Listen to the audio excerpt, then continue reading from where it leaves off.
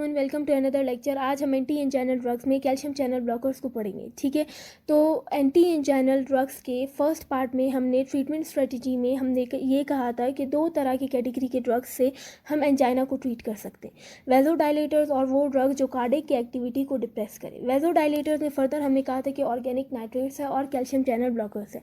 Organic nitrates को हमने part 2 में कंप्लीट डिस्कस कर लिया था। ठीक है, उसके मैकेनिज्म ऑफ एक्शंस को, एडवर्स इफेक्ट्स को, इंटरैक्शंस को, सब चीज़ों को। ठीक है, आज हम कैल्शियम चैनल ब्लॉकर्स को पढ़ेंगे। कैल्शियम चैनल ब्लॉकर्स, आप लोगों को पता है कि कैल्शियम किस लिए रिस्पॉन्सिबल होता है?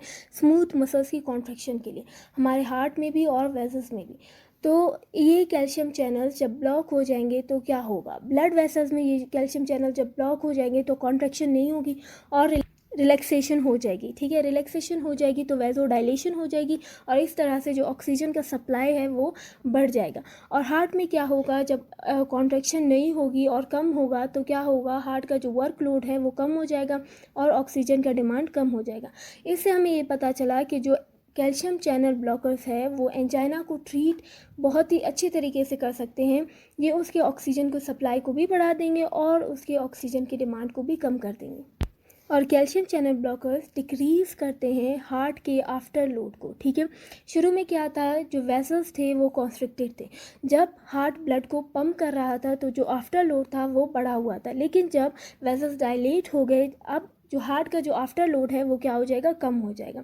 दो तरह की चैनल्स पे कैल्शियम चैनल, दो तरह के चैनल्स है, टी टाइप कैल्शियम चैनल्स और L type calcium channels. T type calcium channels हमारे सीएनएस में होते हैं और एल टाइप कैल्शियम चैनल्स हमारे कार्डियोवैस्कुलर सिस्टम में होते हैं। कैल्शियम चैनल ब्लॉकर्स के दो क्लासेस हैं ड्रग्स की। ठीक है, डाईहाइड्रोपिरिडीन्स और नॉन डाईहाइड्रोपिरिडीन्स। डाईहाइड्रोपिरिडीन्स के कैल्शियम चैनल जो हमारे वेसल्स में उन पे इफ़ेक्ट है। ठीक है, हमने हाइपरटेंशन में कहा था कि डाईहाइड्रोपिरिडीन्स के दोनों, हार्ट में भी जो कैल्शियम चैनल्स है और वेसल्स पे भी जो कैल्शियम चैनल्स है, दोनों पे इनका इफ़ेक्ट है। लेकिन इनका इफ़ेक्ट ज़्यादा हमारे किन पे? वेसल्स के कैल्शियम चैनल्स पे। तो ज़्यादा इफ़ेक्ट क्योंकि वेसल्स के कैल्शियम चैनल्स पे हैं तो वहाँ पे आके ये कैल्शियम चैनल्स को ब्लॉक कर देंगे और कॉन्ट्रैक्शन नहीं होगी और हमारी वेसल्स की रिलैक्सेशन हो जाएगी और वेजोडाइलेशन हो जाएगी। वेजोडाइलेशन होगा तो क्या होगा? ऑक्सीजन सप्लाई अच्छा हो जाएगा और एंजाइना ट्रीट हो जाएगा। लेकिन दूसरी तरफ क्योंकि हार्ट पे इसका इतना इफ़ेक्ट नहीं है तो ये क्या करेगा? ये हाइपोटेंशन करवा रहे। ठीक है, हाइपोटेंशन की वजह से बैरो रिसेप्टर्स इस चीज़ को डिटेक्ट करेंगे और ब्रेन स्टेम को सिग्नल देंगे।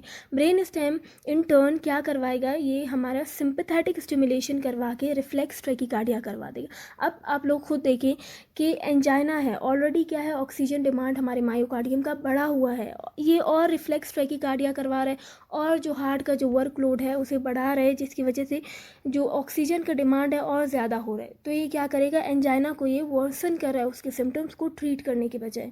और दूसरी तरफ जो नॉन डाईहाइड्रोपिरिडीन्स है, इनके नॉन डाईहाइड्रोपिरिडीन्स में कौन से ड्रग्स आएंगे? विरापामिल और डिल्थियाज़म। इनके जो कैल्शियम चैनल्स हार्ट में हैं और जो वेसल्स में हैं, दोनों पे इनके इफेक्ट्स हैं। ठीक है, लेकिन जो विरापामिल है उसके थोड़े नेगेटिव आइनोट्रोपिक इफेक्ट्स ज़्यादा है हमारे हार्ट पे देन डिल्थियाज़म, लेकिन फिर भी इन दोनों के इफेक्ट्स हमारे दोनों कैल्शियम चैनल्स पर है। ठीक है, हार्ट में भी वेसल्स में भी, दोनों में कॉन्ट्रैक्शन नहीं करवाएंगे तो रिलैक्सेशन हो जाएगी। तो एक तरफ क्या होगा? जो वेजोडाइलेशन होगी, ऑक्सीजन का सप्लाई ज़्यादा हो जाएगा और दूसरी तरफ ऑक्सीजन डिमांड कम हो जाएगा। कॉन्ट्रैक्शन नहीं हो रही है, कम हो रही है। ठीक है, तो जो फोर्स है उसके लिए जो ऑक्सीजन का डिमांड है वो भी क्या है? कम हो रहा है। तो ऑक्सीजन का डिमांड भी कम हो रहा है और सप्लाई भी ज़्यादा हो रहा है और एंजाइना ट्रीट हो रहा है।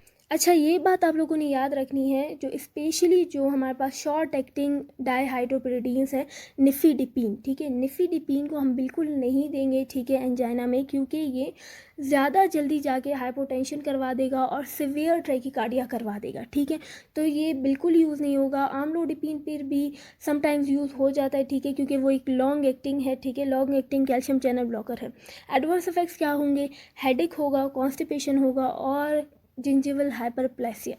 अब जो सेकंड कैटेगरी है ड्रग्स की जो ट्रीट करते हैं एंजाइना को, वो ड्रग्स है जो कार्डियक के वर्कलोड को कम करके ऑक्सीजन डिमांड को कम करेंगे। उनमें जो है वो है बीटा ब्लॉकर्स। ठीक है, नॉर्मली क्या हो रहा था? हमारा नॉरएपिनेफ्रिन आता था, बीटा 1 रिसेप्टर जो हमारे हार्ट में होता है उसे स्टिमुलेट करता था और इंक्रीज़ कर रहा था हार्ट रेट को, कॉन्ट्रैक्टिलिटी को, कंडक्शन वेलोसिटी को, जिसकी वजह से फाइनली जो हमारा कार्डियक आउटपुट था वो इंक्रीज़ हो रहा था। ठीक है, लेकिन जब हम बीटा ब्लॉकर्स देंगे तो वो क्या करेंगे? आएंगे और बीटा 1 रिसेप्टर को इनहिबिट कर देंगे, जिसकी वजह से डिक्रीज़ हो जाएगा हार्ट रेट, डिक्रीज़ हो जाएगी फोर्स ऑफ कॉन्ट्रैक्शन और डिक्रीज़ हो जाएगी कॉन्ट्रैक्टिलिटी।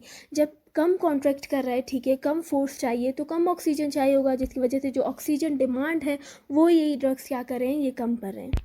ये जो बीटा ब्लॉकर्स है ये तमाम तरह के एंजाइनाज में, स्टेबल अनस्टेबल सारे एंजाइनाज में यूज़ हो सकता है, ठीक है, एक्सेप्ट वो जो कॉन्ट्रा इंडिकेटेड है। कौन सा कॉन्ट्रा इंडिकेटेड है? वेजोस्पास्टिक एंजाइना।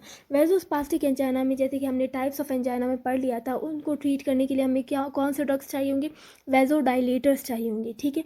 तो ये उसको ट्रीट नहीं करेगा, बल्कि ये वेजोस्पास्टिक एंजाइना में उसके सिम्टम्स को और वर्सन कर देगा, इसीलिए उनमें हम उस एंजाइना में हम बीटा ब्लॉकर्स को नहीं देते, ठीक है। और ये बीटा ब्लॉकर्स एक्सरसाइज टॉलरेंस को भी बढ़ा देते हैं हमारे बॉडी।